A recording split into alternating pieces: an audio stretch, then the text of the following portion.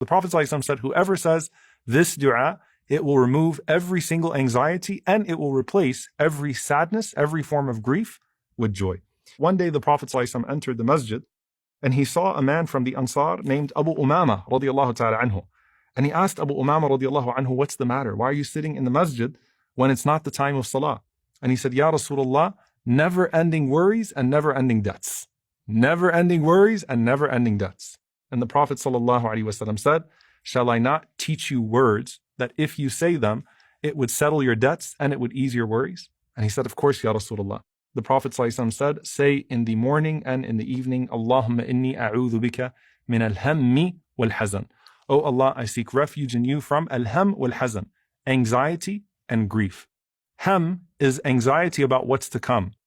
Hazan is grief over what has already passed. So, oh Allah, remove the trauma, remove the pain which paralyzes me because of something that has happened in the past, sorrow over something that's happened in the past, and the anxiety that doesn't allow me to act in regards to my future. Allahumma inni a'udhu bika min al-hammi wal-hazan wa a'udhu bika min al-ajzi wal-kasal. And I seek refuge in you from inability and laziness. Al-ajz is when you want to do something, but you can't do something. You're unable. So you have the willingness, but you don't have the ability.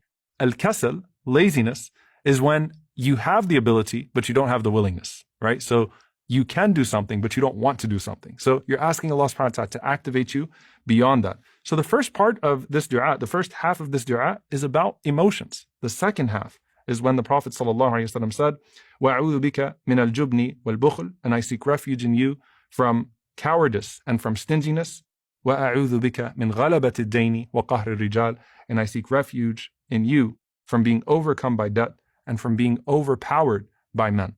So you'll see once again, in the same dua, the Prophet ﷺ teaching us how to remove pain and how to remove the effect of pain, the tangible and the intangible. And that's also a sign of the care that Allah subhanahu wa ta'ala has for us, that He would instruct the Prophet ﷺ or inspire through the Prophet ﷺ these words of dua that control our very emotions.